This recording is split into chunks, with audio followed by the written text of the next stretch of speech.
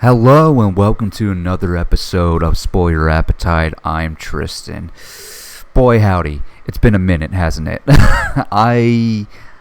I've just been slacking lately, but that's okay. Like I said, this is just a hobby for me. Doing this podcast, it's just a hobby, and man, a lot of shit has happened, and I got my topics here, got it all jotted down. Even though this is like almost months old of topics, some of this stuff it's pushing to almost a month. But yeah, that's what happens when, you're working a retail job and the days you want to record are based on what you can fit in the schedule. And yeah, I'm not, because here's how it goes. So for the most part, I do closing, and basically that's a 3 p.m. to midnight shift. And then there are 2 days where I cover somebody's off day, and that's going to be 10 a.m. to 7 p.m. I am just not a morning person at all. It takes me fucking forever. That's probably why I record this stuff at night. And so, yeah. And man, the last few times I've thought I was going to record a podcast because some interesting stuff came out. I really want to talk about it. And just fucking tired. Just tired as usual. And then, of course, I just, I game or whatever. And yeah, so there's that. But anyways, I'm back. I'm still doing it. I still have an interest in doing it.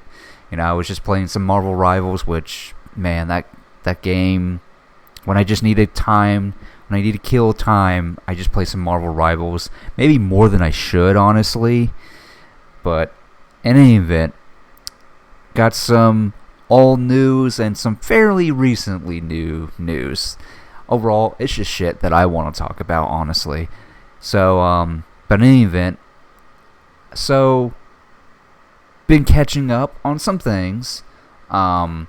First things first, I started season 2 of Netflix's The Sandman. I know that season just got buried under the rug, like it just got thrown underneath the rug or whatever because of the Neil Gaiman allegations, which it's a damn shame because I'm 4 episodes into season 2 and man, the people that worked on this show really nailed it. I mean, it's very much beat by beat, much like season 1 was beat by beat with certain things. And yeah, they tweaked a few things, but man, it just feels like Sandman to me, and I am just truly enjoying it so far. It's a lot of time. It's mainly just me going, oh, I know this bit. Oh, I know this bit too. So there's that, and yeah, been watching that, and of course, I finished Netflix's Avatar: The Last Airbender. The last time I talked about it, I was only a few episodes in, and when it comes to watching TV for me or binging any show, honestly, it takes me a minute. I mean, I'm not really a TV watcher like I used to be, unless it's something I'm really like. I gotta see it day one. I mean, that was HBO's The Penguin. Really liked that. Love that show a lot. But anyways, finished Avatar: The Last Airbender from Netflix. And, I think the last time I talked about it, I talked about how my gripes were with how too clean and polished it looked. Yeah, it's still there. That's still my gripe with it. And then I'm no expert when it comes to using the camera and stuff, but I don't know why I just found it so distracting when it came to certain shots of the show. And not that it looked bad, but it's like why these shots? Why this shot or whatever? It's not that it looks bad, it's kind of whatever. But yeah, I finished it. So overall, how am I feeling about it? I mean, like I said the last time I talked about it, I still stand by it. It's a worthy adaptation. I mean, yes, They cut a lot of the fat out of it. They cut a lot of the whole stuff that doesn't add to the narrative. They just want to get to the main narrative and just push it through. And my God, the show is just, it's good. It's really good. I think even if you're not into The Last Airbender, even if you didn't watch the animated show, I think it's still worthy. Like, I don't think you would be disappointed by it. I think you might think whatever about it, but I don't think you'll instantly turn it off when you start it, honestly.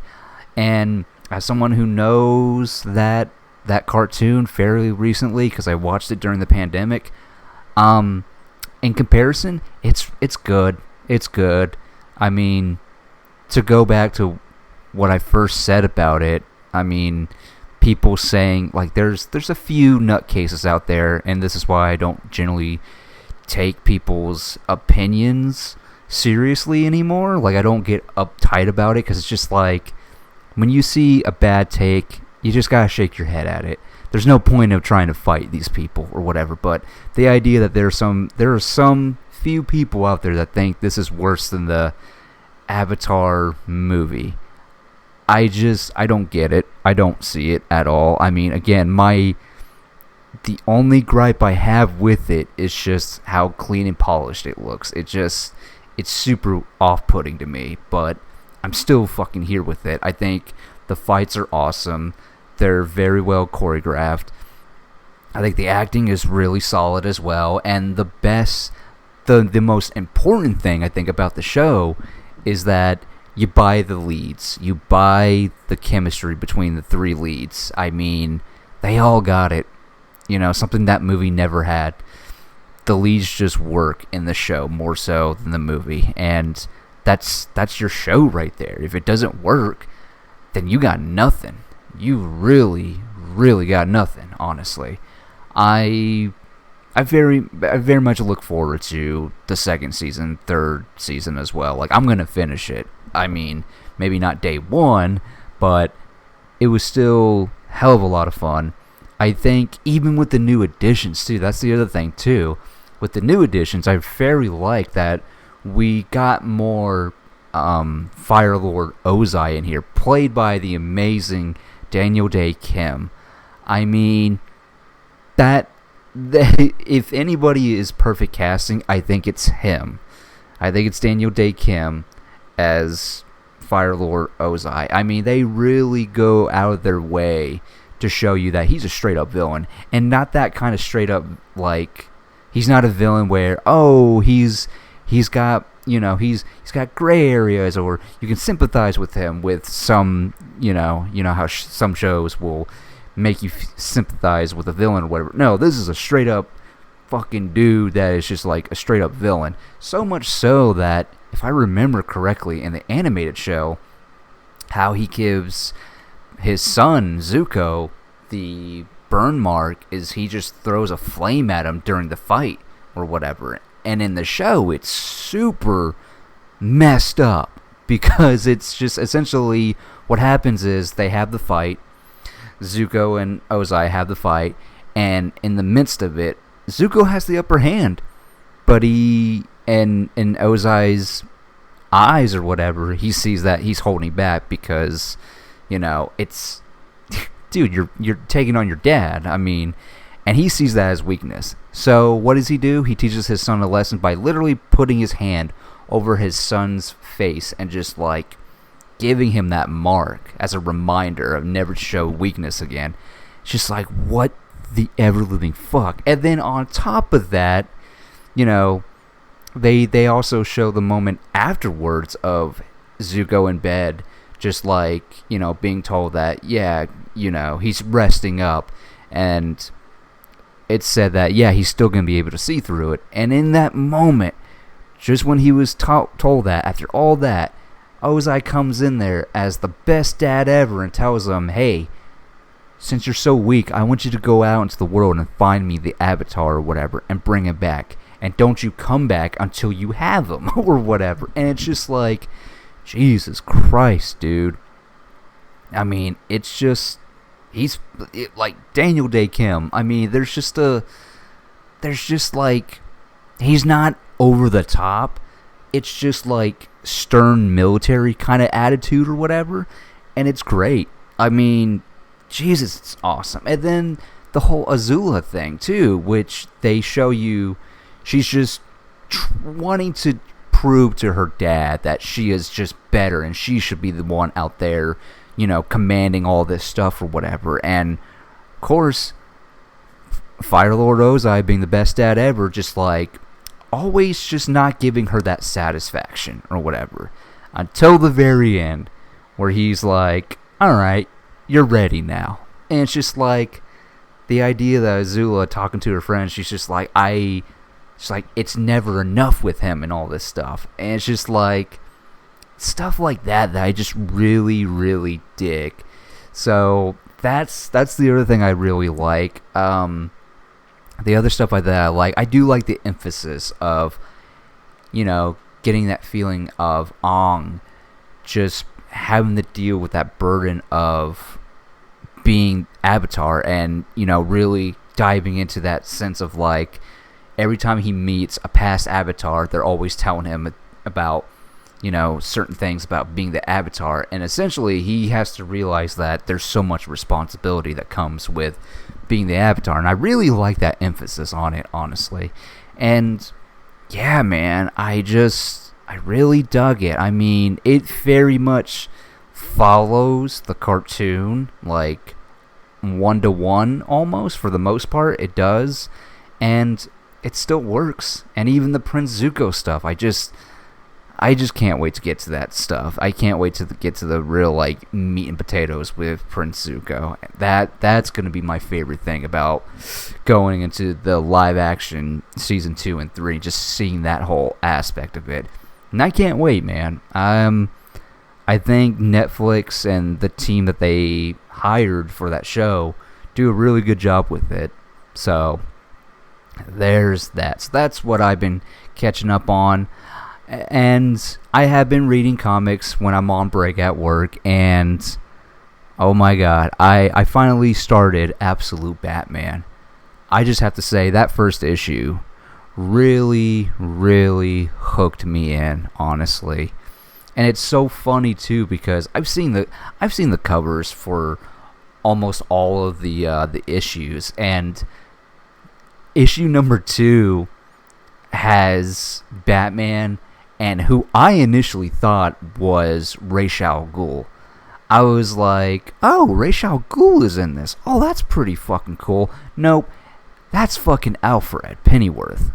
And I was just like, this is fucking, like, this is not what I expected. And my god, Scott Snyder, I'm a fan of his initial run with the New 52 Batman. I mean, not all of it worked for me.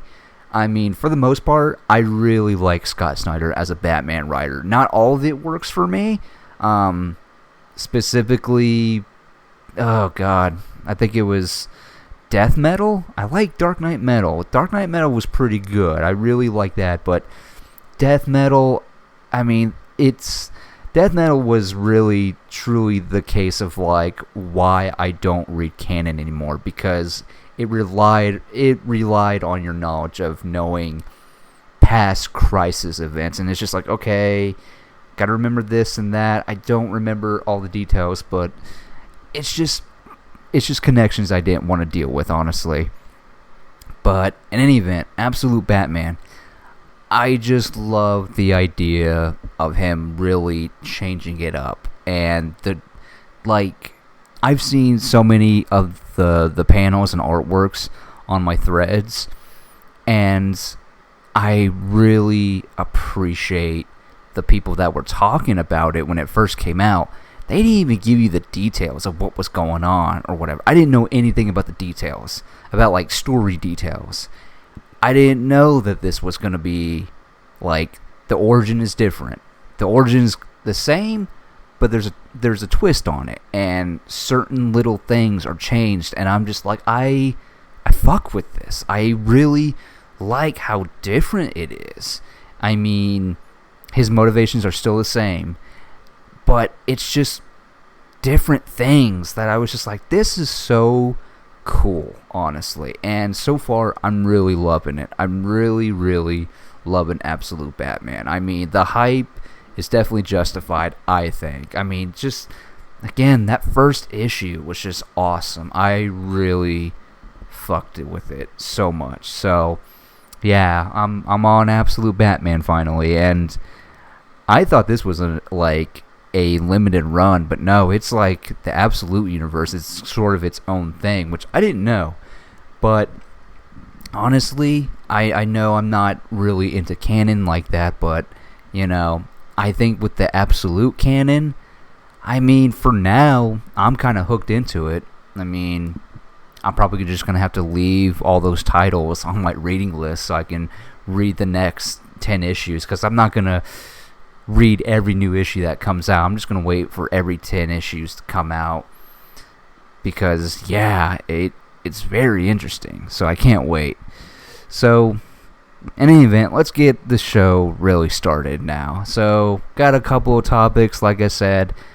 You know, this is fairly old news, but hey, better late than never, as this phrase goes. So, let's talk about the Mortal Kombat 2 trailer. Trailer 2 specifically. So, dude, so little context, if you don't know, which probably most of you, I was really excited for the previous Mortal Kombat movie. I mean, it was day-and-day release. I literally went to the theater to see it because this was during the pandemic, and my God, I was so excited because of the fact that it's a new Mortal Kombat. The trailers were awesome. It's going to be bloody, all this stuff. But specifically, I loved the character designs. I really fucking loved the character designs, man. They were that's the thing that these movies have over, I would say, the 90s movies. It's like, I love these very much different designs. I mean, you can clearly tell these are the characters, but I really like these designs and stuff.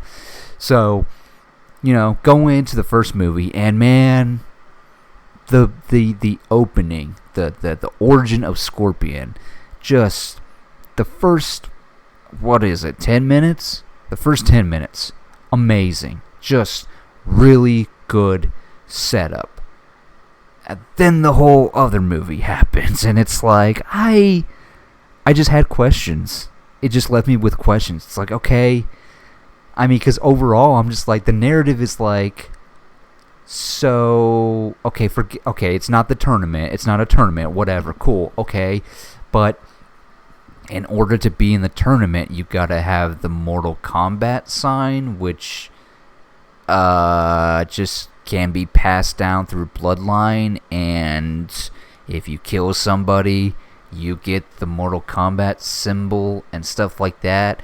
And somehow Shang Tsung knows how to find these people, and he sends out Bi-Han, aka Sub-Zero, and just is able to take them on, and then stuff happens. Meanwhile, we got Scorpion and such, and this new character for the movie, Cole, who is just like, oh, he's got a family.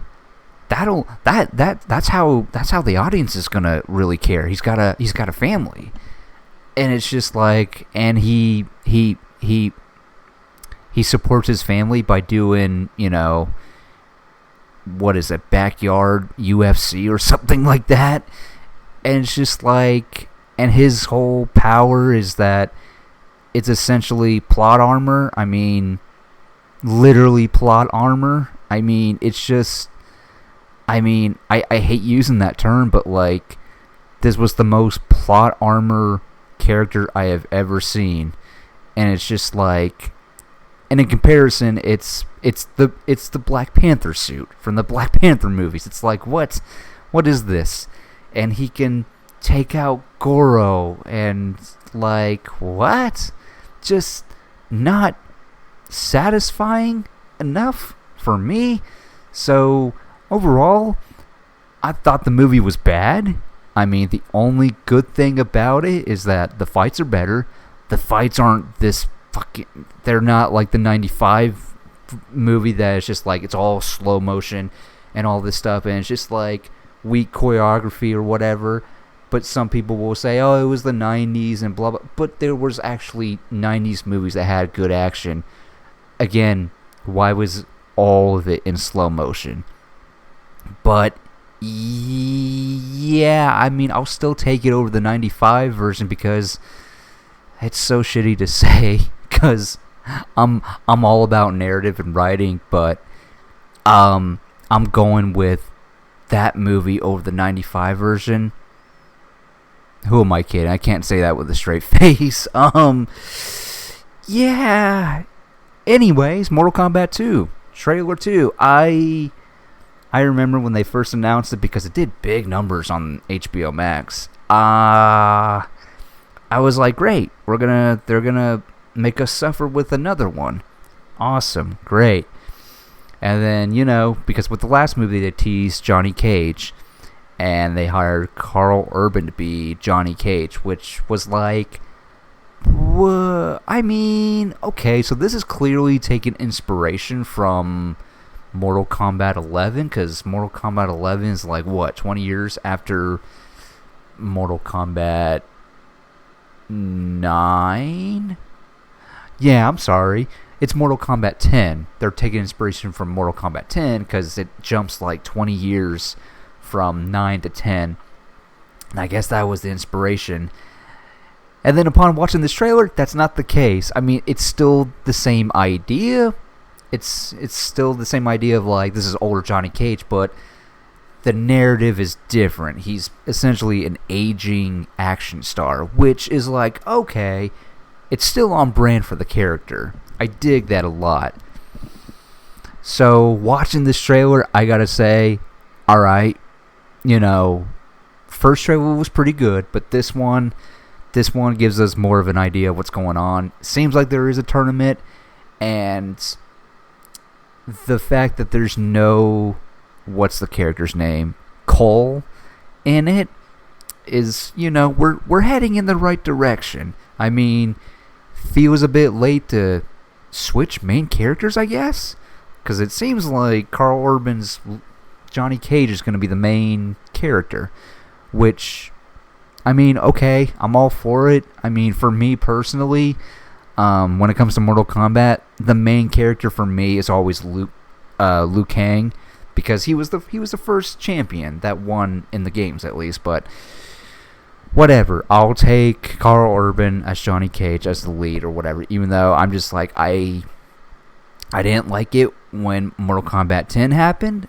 And I still don't like it to this day. The idea that, Johnny Cage is the face of Mortal Kombat. No, it's Liu Kang all day, every fucking day.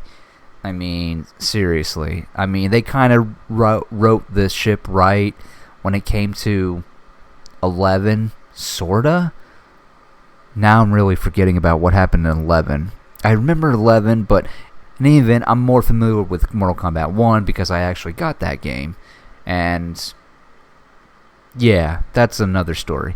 But in any event, this Mortal Kombat 2 trailer 2, I really liked it. It brought all the violence, brought everything, and again, I really liked the costume designs once again, and I like the fact that they're bringing the dead characters from the first movie into this, sort of playing with that whole Mortal Kombat lore into this, and it's like, okay, I'm so glad that they're pulling stuff from the source material. I really like that.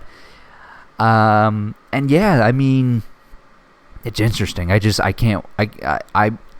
I'm gonna go see it. Begrudgingly go see it.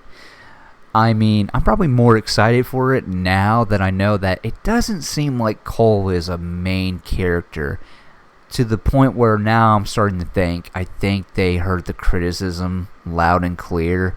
So I will not be shocked if Cole dies within the opening of this movie. I will not be surprised. And they're just going to shove him away real quick. I mean, it's so shitty. So shitty to say it. But, like, I feel like they should have known better from the start. That's like, look, man, if you wanted If you wanted somebody, just go with Liu Kang or whatever. Could have gone with Liu Kang. I mean, sure, you might have to give... I mean, his whole backstory in the Mortal Kombat games is, like, very clear. Like, dude was just chosen. He's has to step up for the monks and whatnot. Just like, come on, man. But in any event, trailer 2 for Mortal Kombat 2, I think really sold me on it. Be more optimistic about this movie. More open to go see it, actually. I mean, if anything, the fights are going to be great. I also love the look. Like again, the design's great. Even Shao Kahn looks awesome. I mean, the mask is very... I mean, again, you know, not what I'm used to. But again, yeah, I get Shao Kahn vibes for fucking sure. So, there's that. My thoughts on Mortal Kombat trailer 2. Seems like everybody else is liking it too. So, in any event, let's move on to the next topic, shall we? So, Sony. Sony apparently plans to reboot their Spiderman, what's it called? Their spin-off Spider-Man movies or whatever the fuck. So I just think it's so funny to hear that, honestly. So this comes from the playlist, in which in the article with what's his name, Tim Rothman, who is the CEO of Sony, I believe, yeah. So in the article, he said he also confirmed that there are plans at Sony to reboot the live-action Sonyverse/Spider-Verse world after multiple hiccups, yeah, we'll call them hiccups, yeah, no, such as Morbius, which bombed, Madam Web, which bombed, Craven, which bombed, not exactly setting the world on fire, and reports of Sony scrapping future projects entirely. So, yeah, he was vague on it and didn't exactly reveal details about what that could look like. Notably, Venom is getting a new animated film, which I will say, when it comes to... I mean, so far we've only had 2 movies from Sony making Spider-Man movies that are just great.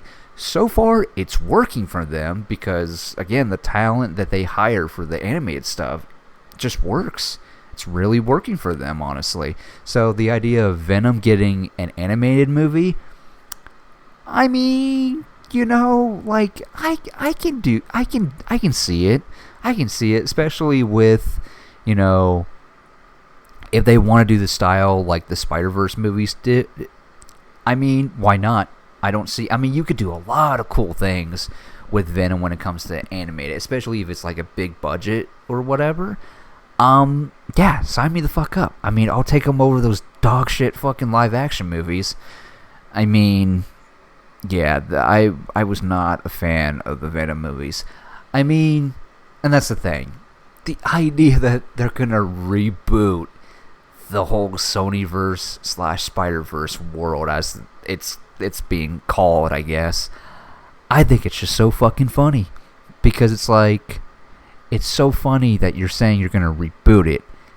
What exactly does that even look like? And they don't even know what it looks like, honestly. It's like, so...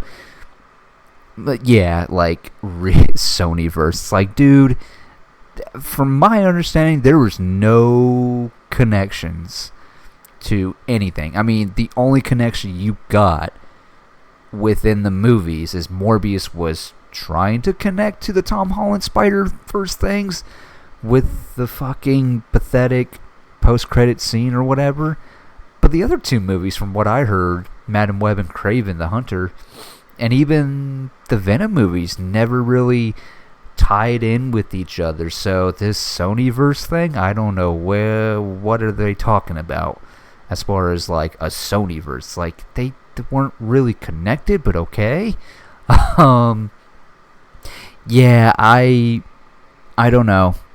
I mean, on the one hand, I think it's very fucking funny.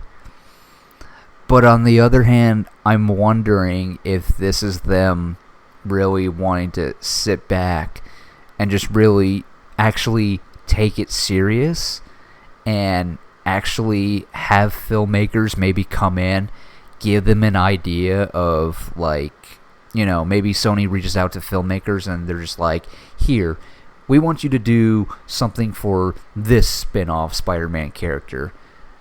If you gotta take, let us know, and all this stuff, develop it. See, like, just because it really, what it really seemed like, I mean, the Venom movies, the first two at least, because I didn't see the third one, and I feel like I wasn't missing out on anything.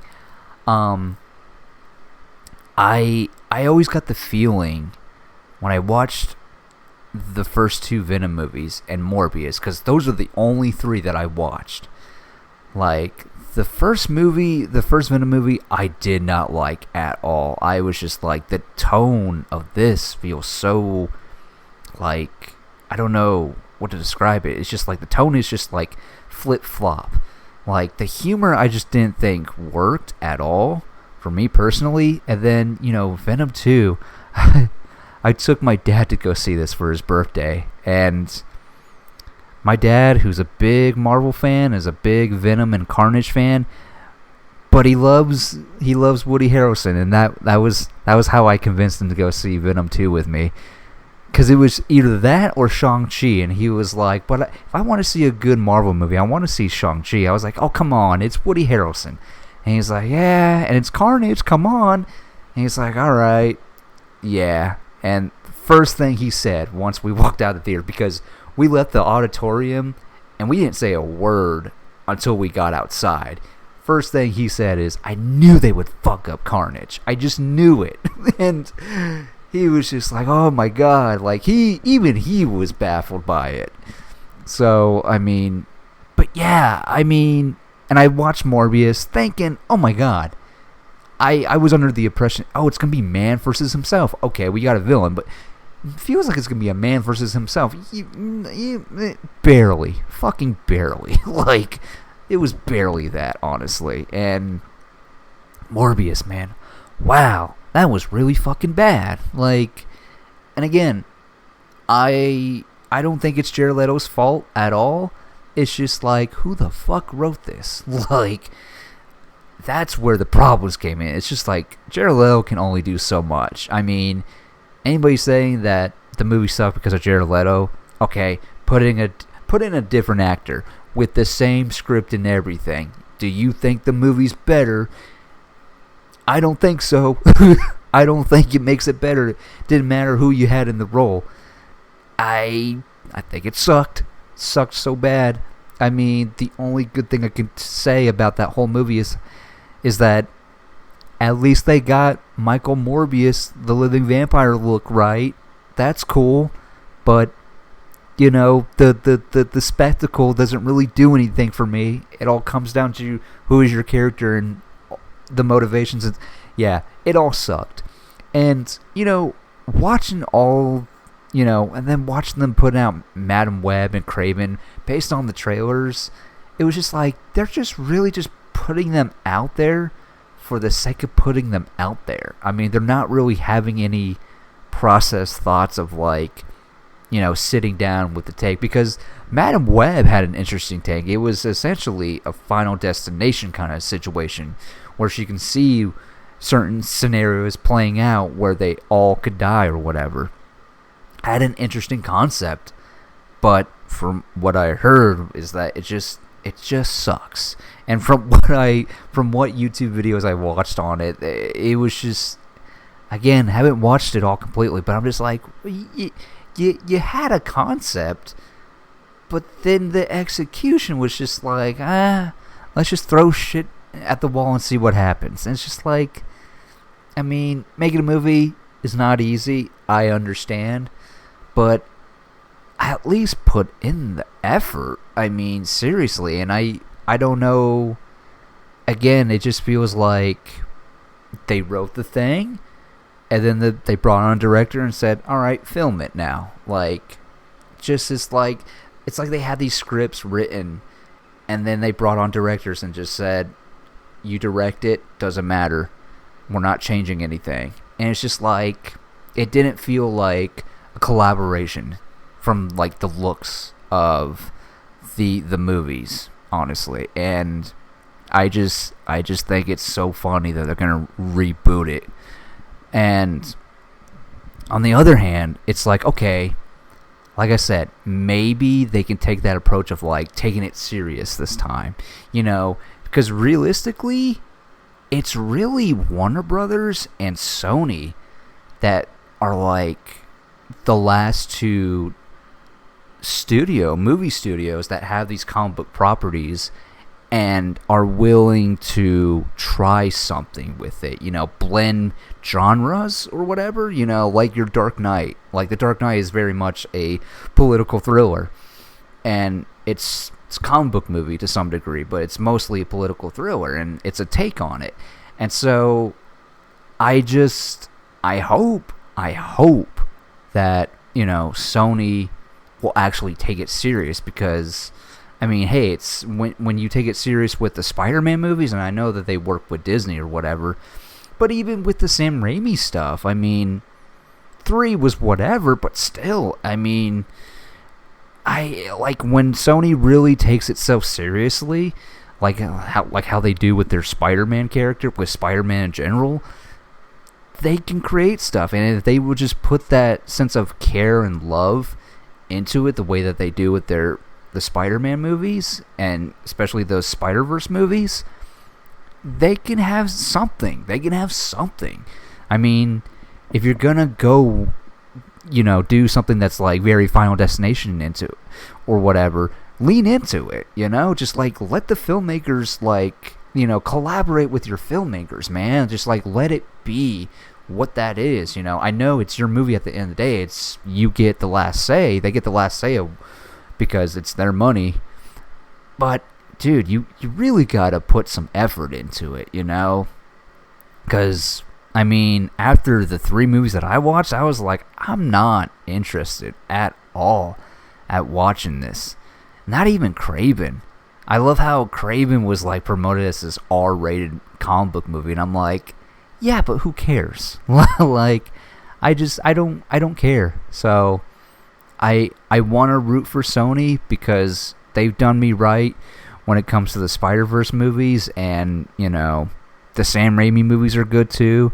I like the first Amazing Spider-Man movie, and their collaboration with Disney, Marvel, the Tom Holland movies are good, and I can't wait to see what they do with Brand New Day. So, and it's looking like Spider Noir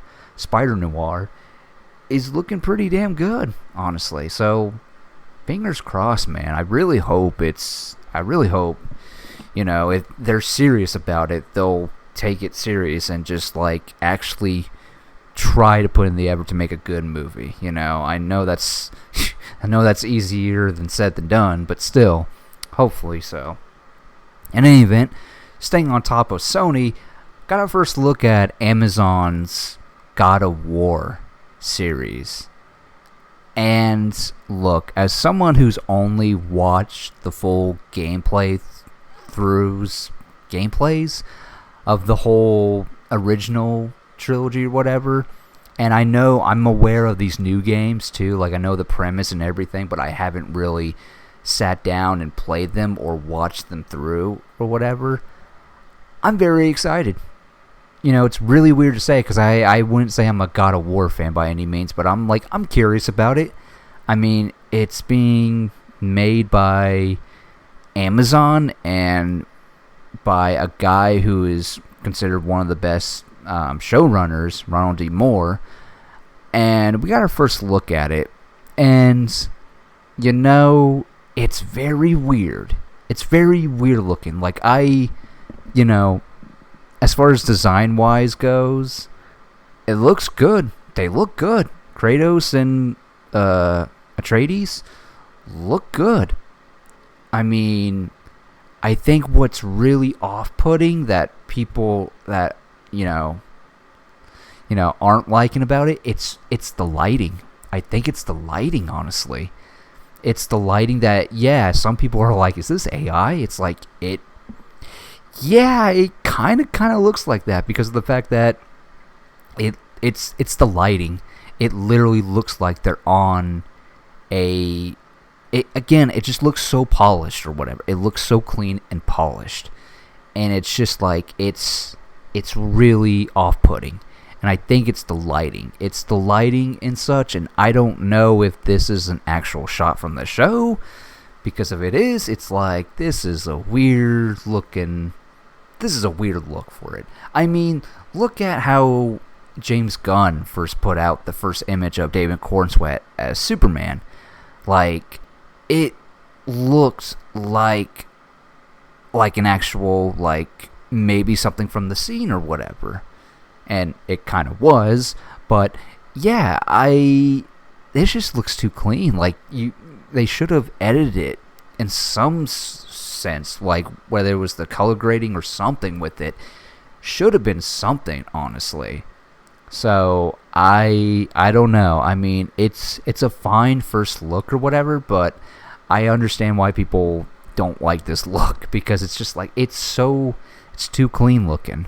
It's too clean looking, honestly.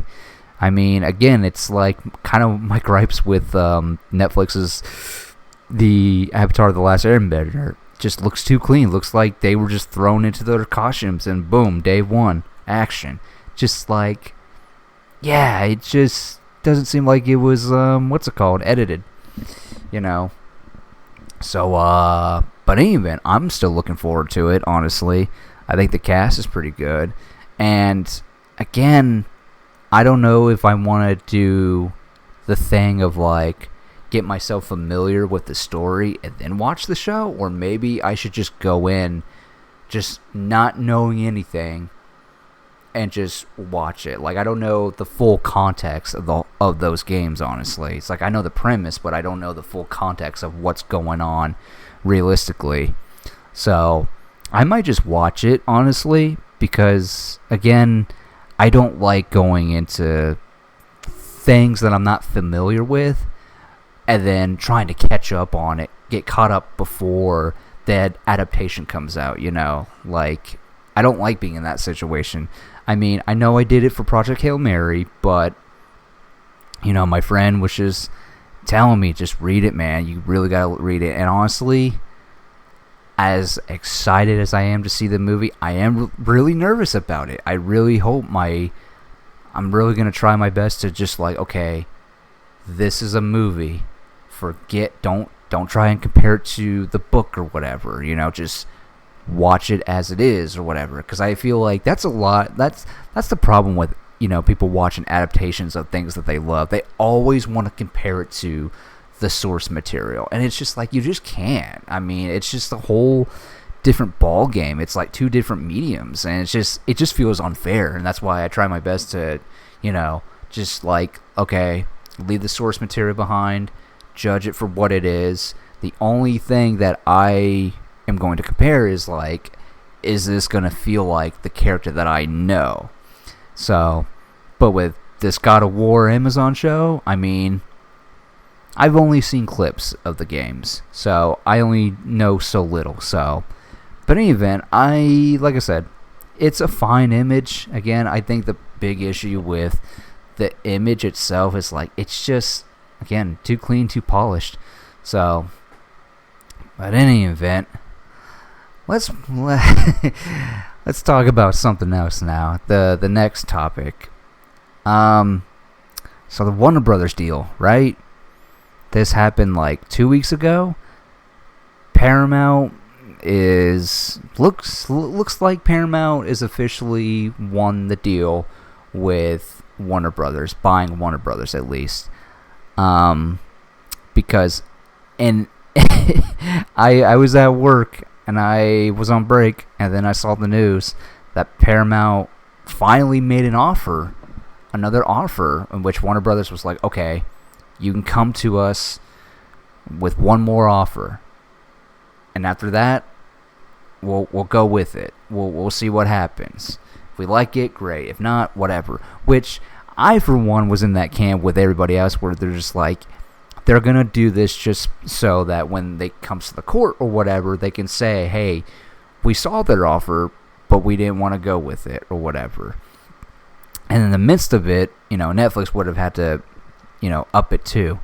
So And apparently Paramount made an offer, and within the first hour, it was Netflix came back. And, you know, it's so funny because you would have thought, oh, this is an interesting deal or whatever. No, Netflix, Ted Sarandos, CEO, he's the CEO, just said, nah, that's way too much or whatever. So Paramount is buying Warner Bros. For $110 billion, whereas when Netflix was buying it for $85 billion. Now, for those that don't know, that didn't go into the details, so it's interesting to watch this whole thing, honestly. You know, David Ellison, Paramount CEO or whatever, who had a company called Skydance in which they bought Paramount, what was it, 2024 or something like that? It was finalized, and now they bought Warner Brothers. Now they have 2 studios.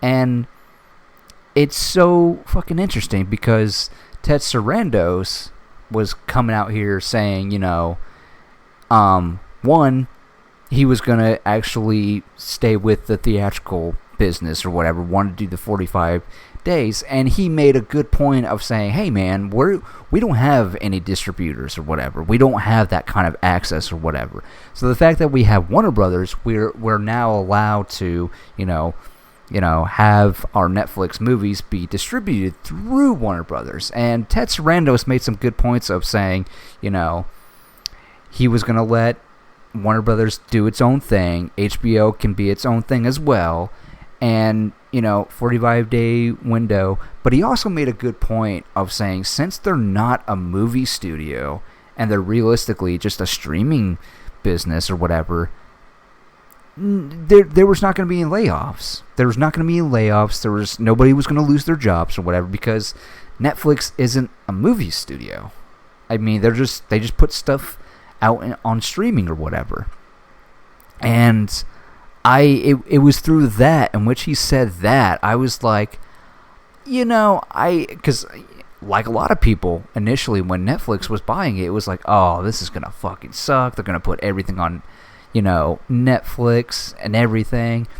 But at the end of the day, I was listening to a podcast, and, you know, the person that I was listening to was like, you know, you tell me realistically, if that was the case, why would they spend $85 billion on Warner Brothers when apparently, if you look up how much it would cost to buy, say, AMC theaters or Regal or whatever, Netflix wouldn't even have to pay that much. Would not even have to pay that much. They would have to pay half of that or less to buy a movie theater and run it to the ground if they really wanted to kill the movie business or whatever. And so that's when I started to come around to the idea of like, okay, yeah, I guess Netflix is a good idea. I mean, it sucks because it's like, you know, it's Warner Brothers. I mean, you know, it's like with any company that's been around for almost 100 years. It's like they've been there since the beginning and they've made these iconic movies, and, you know, it sucks because it's like less competition, and that's never really good, honestly. It's like, if there's less competition, what's the point, you know? What's the point of doing any of it? I mean, plus it's like you're going to have people lose jobs and stuff like that. And so, but, you know, if we had to go with one, Netflix doesn't seem like a bad idea because it is like, so this is really, they really wanted to buy Warner Brothers because this was going to be a learning curve for them to actually get into the movie business and see the theatrical stuff. Because, you know, one of the things that I don't like about Netflix and why I was so fucking pissed when they paid Rian Johnson to make the sequels to his first Knives Out movie is that they only put, you know, their movies in the theater for like a week or two, and that's it. And it's like, why?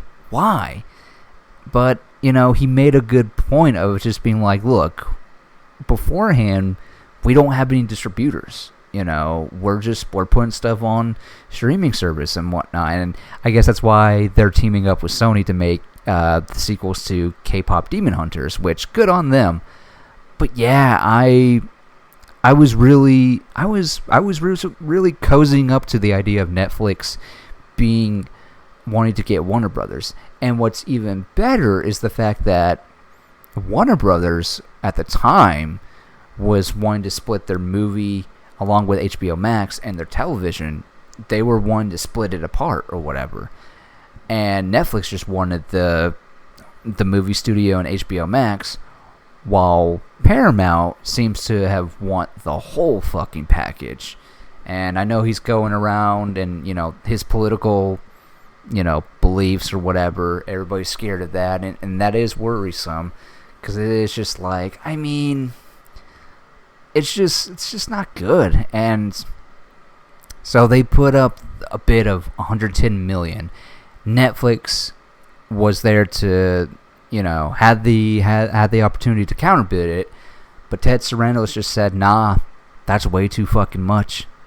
And I think for me and a lot of people, we were just like, what the fuck, dude? Like, you could have done it. You could have outbid them or whatever, because the whole David Ellison thing, when you really look, like, when you look at the history, he was stomping his feet. There was reports of him, trying to go to other countries to, like, block this and then potentially get more money from other countries to help buy Warner Brothers. And it's just like, what the fuck? And it's so crazy to me because he hasn't even run, Paramount for a year or whatever. I mean, you really wouldn't see what Paramount is doing until, like, a couple years later.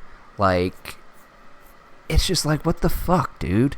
And, given the Ellison family has all the money in the world, it's just like, what the fuck, man?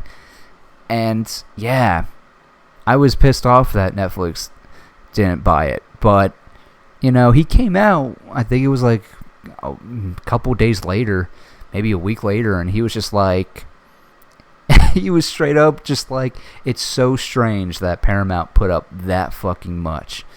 It's like, it's so weird. And he just felt like ultimately wasn't worth that much, honestly. Wasn't worth that much. And it's like, it's easy for us to talk about how, people who have that kind of money can just buy anything they want because their money is just fucking endless or whatever. It's easy to say that.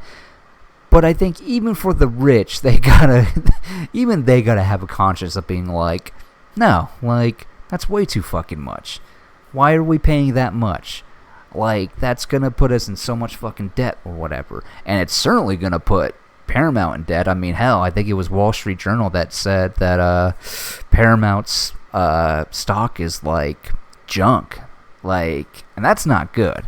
I mean, just look up YouTube videos of what it means when Wall Street calls a company's stock and value junk. I mean, yikes. It's big yikes. And I just gotta say, alright, I respect Ted Sarandos for saying, look, man, they can only spend so much. And him wanting to go above $110 billion was apparently too much for him. And you know what? I applaud Ted Sarandos, honestly, because it's just like, okay, you tried. You tried. I mean, it took me a minute to come around to the idea of Netflix owning Warner Brothers. I mean, but and who knows if he would have kept his word with all that stuff, because in today's day and age, like, there are just some people in power that love to say things just to get people on board or whatever, and then they just kind of go back on their word or whatever. So, and who knows? We'll never know. But in any event, Paramount now owns Warner Brothers. Apparently he wants to keep everything the same, but he is going to cut $6 billion in cuts, which means, yep, people are going to start losing jobs, and it sucks. And like I said before, even if it was Netflix, there's not there's going to be not much competition.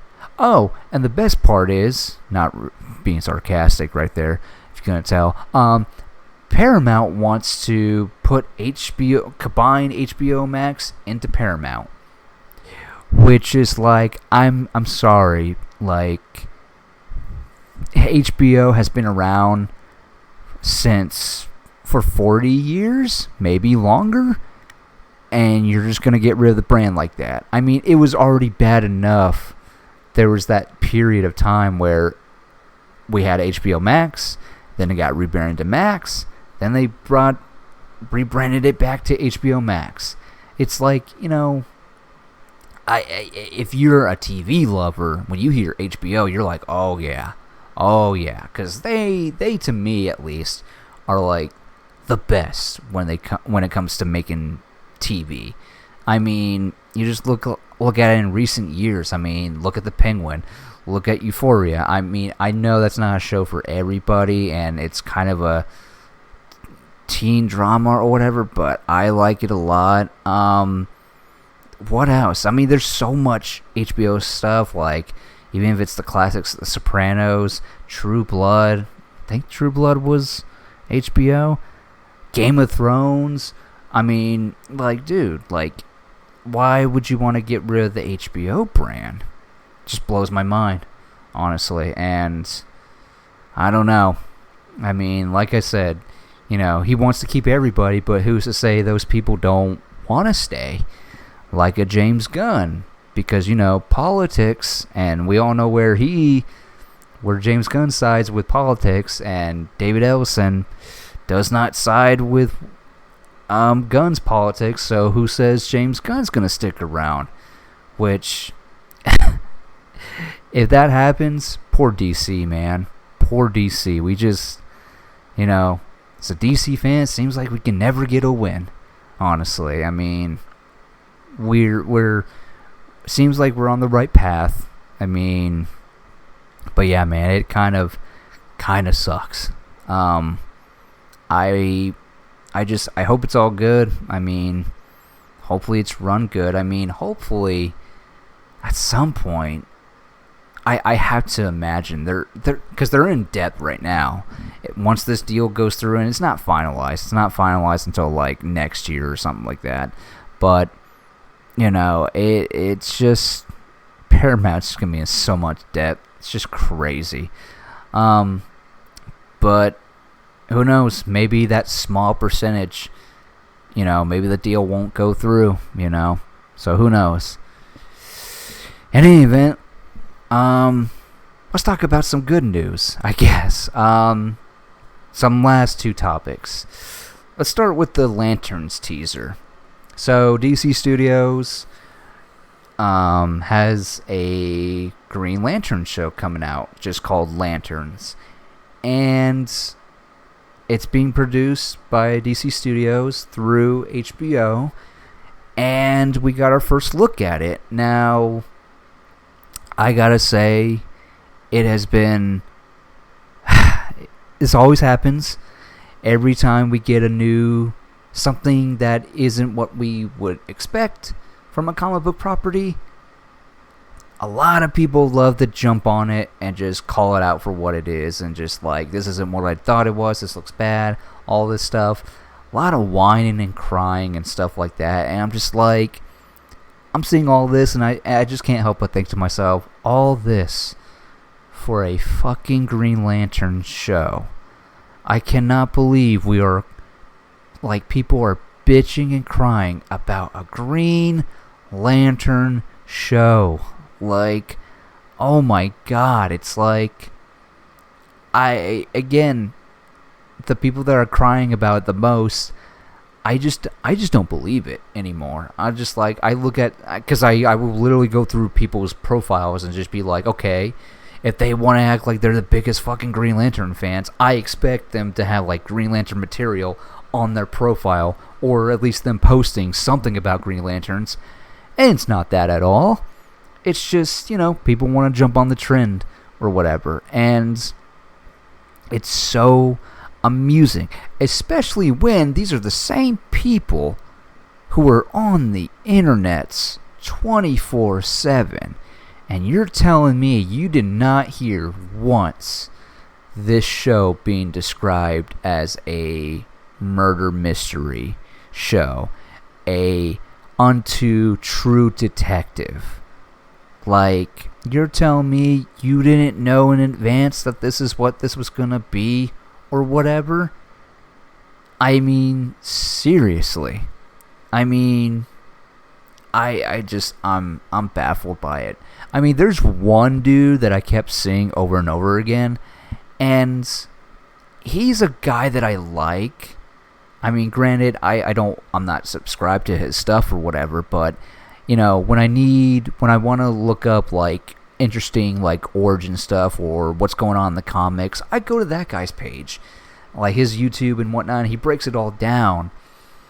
But my God, seeing his, like, take on things and just, like, again, nothing is worse in the fan community when you got fan purists crying about something that isn't what they're used to or whatever. I'm so over it, dude. Like, it's just baffling to me. But, and who knows? Maybe I would have felt the same way, but then again, I'm more open to the genre trying something new or whatever. Like, if you want to blend genres or whatever, go for it, as long as the execution is good. And, you know, so with that, I knew going in that this was going to be a mystery murder. I mean, James, I don't know if it was James Gunn or HBO, or maybe it was just the talk.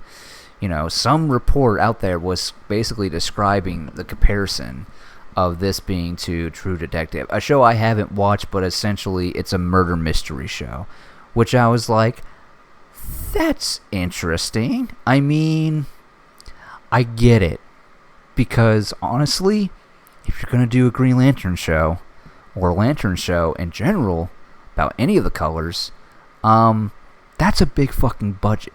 Like, that is a big fucking space budget. That's Disney Plus money right there.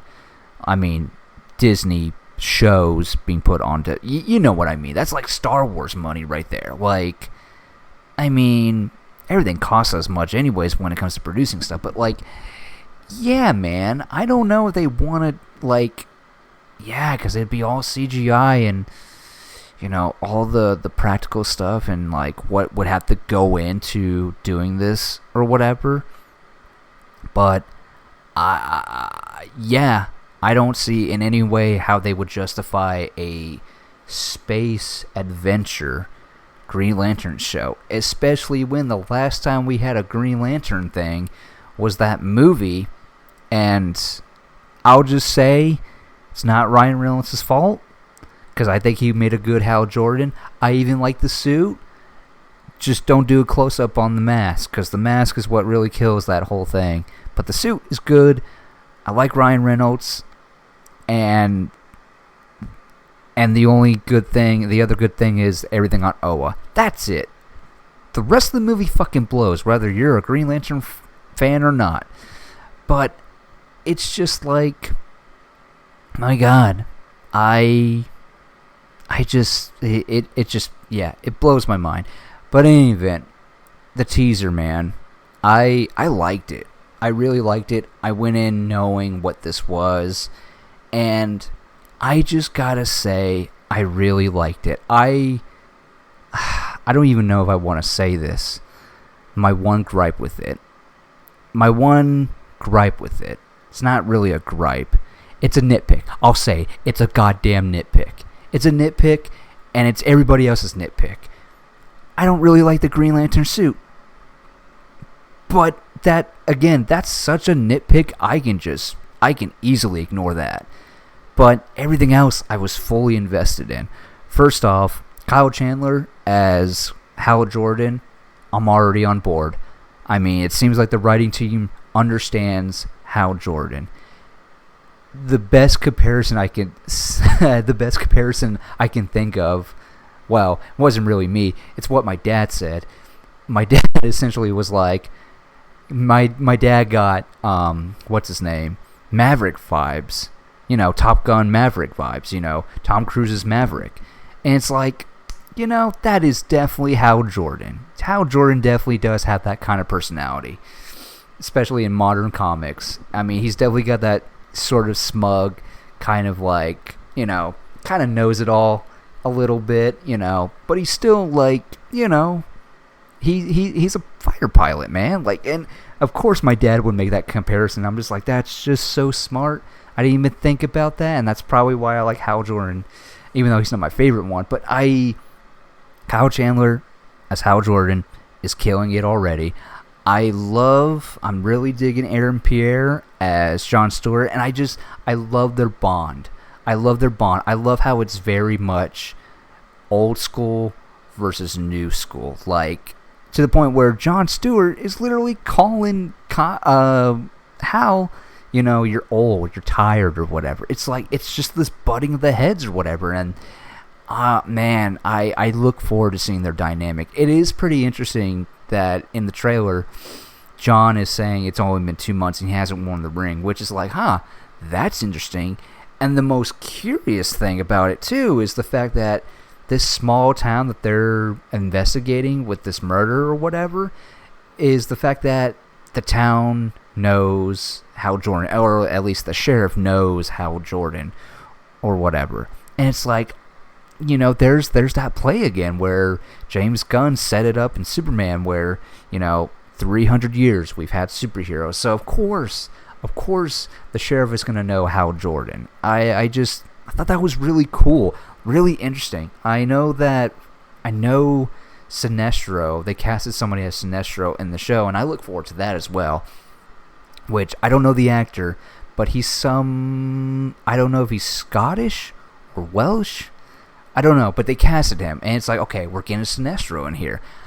I'm curious. I'm really curious about it, and I mean, yeah, it looks interesting. I mean, this is just a teaser, but, and again, the nitpick, I can look over it, because I thought what I was seeing was like, this is a very interesting, because again, when it comes to movies and shows, I'm all about character and story, and that's it. That's all I care about. I don't care about the spectacle. Like, that's why, again, you'll never hear me talk about CGI this, CGI that. It's like, that's not my main concern when I watch movies. My main concern is like, who are your characters? What do they want? What motivates them? What do they need to do in this story? So I like it. It's only a teaser, and I really like it. And man, I even like the ring design. Like, the ring design is pretty damn cool, I gotta admit.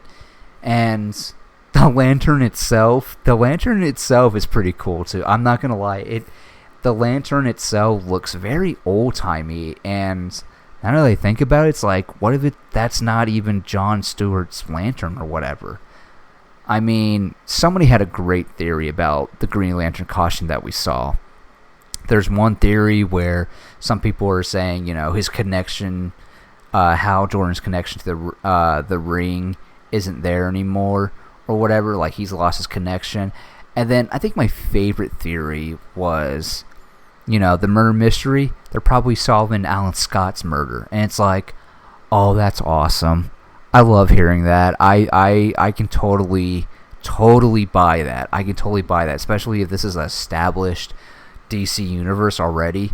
I can see that, because I'll admit, I don't like the idea of Guy Gardner, being the one that was murdered or whatever. It's just like, why? It's like it seems like every time,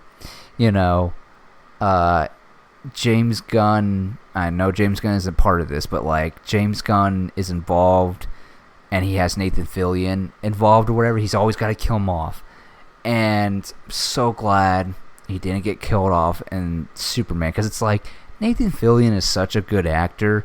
I don't see why he can't stick around as Guy Gardner. I really hope he doesn't die in Lanterns. And I also really hope they don't kill off Hal Jordan.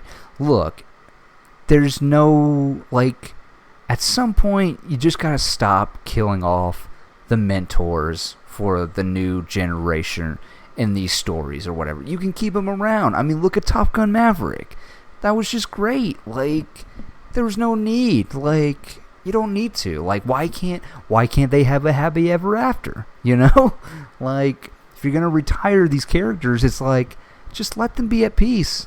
Why can't they, why can't we have them back down the road and, John Stewart visiting Hal Jordan on wherever, his air base or whatever. Like, I hope these old dogs don't get killed off. It's like, you don't need to kill off the mentors to push, prop up the new characters. You don't, the young characters at least.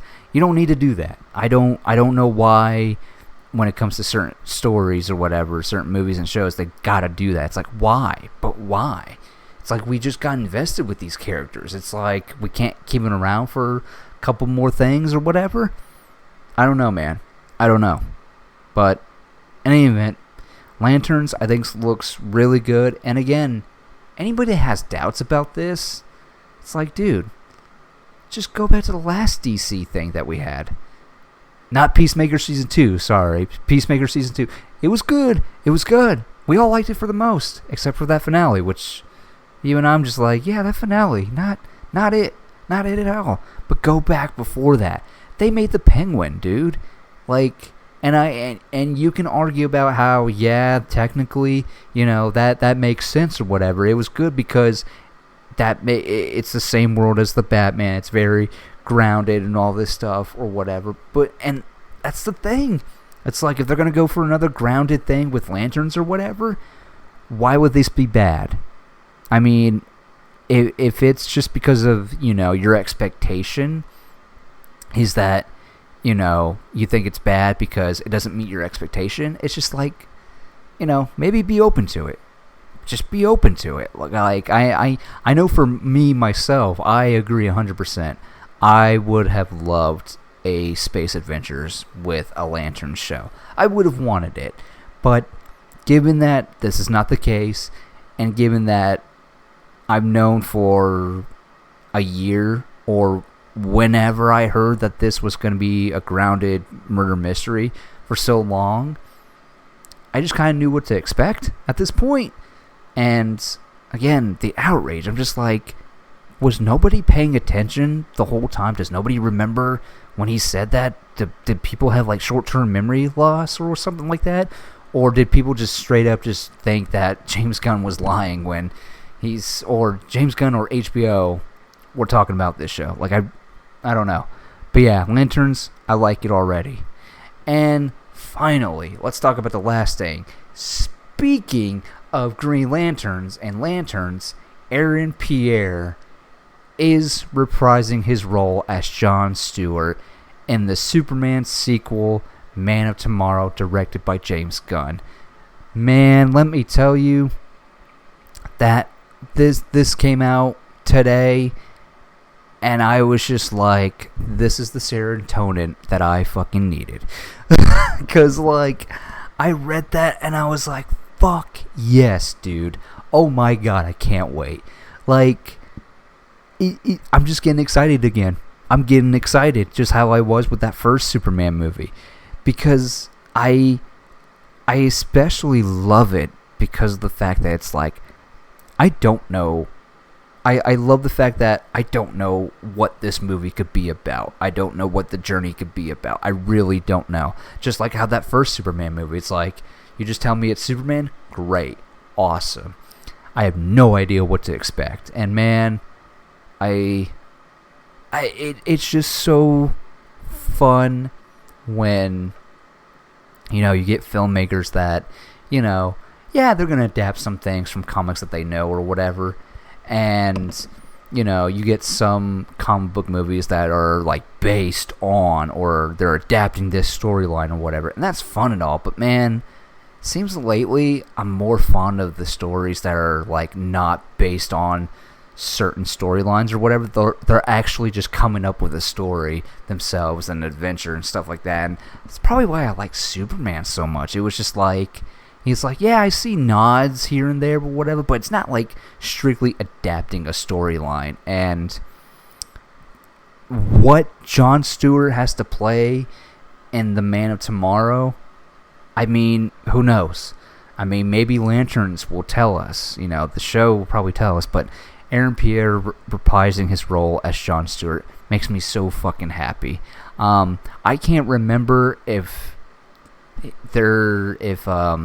what's it called? Hawk Girl and all those other characters from the first movie are coming back for this one. But, oh my god. I mean, we're... I wonder if John and Guy are going to be in this movie together, because now it's just like I wonder. It's just, I'm so curious about it, because now it makes me wonder.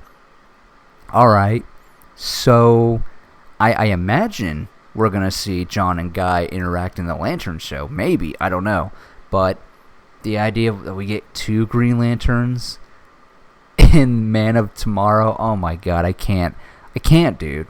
I mean, we already know that the big villain is gonna be Brainiac, and Lex Luthor seems to be teaming up with Superman, and I'm so excited, dude. I don't know what to expect. I really don't, and I'm very fucking excited. I cannot wait. Yeah, dude. Aaron Pierre coming back as John Stewart for Man of Tomorrow. Love it. I love it so fucking much. Please, God. This movie just has me so excited. Having lesser known DC characters being brought to the big screen for audiences that don't know these characters to see them. I mean, it just makes me so fucking happy. I look forward to it. Because again, I don't know what to expect for Man of Tomorrow, man. I'm just excited. I'm excited to see David Cornsweet come back as Superman. I'm so excited, dude. Like, I really can't. As a DC fan, it's just like, dude, it's just I'm very happy. It seems like the consistency is very much keeping going compared to what we had with the DC EU. Yeah, can't wait. So, I mean, that's really all I got to say, honestly. And realistically, that's all I got for today, man. So thank you once again for listening. Hopefully this podcast, just for 1 hour and some change, gets you through the day or whatever.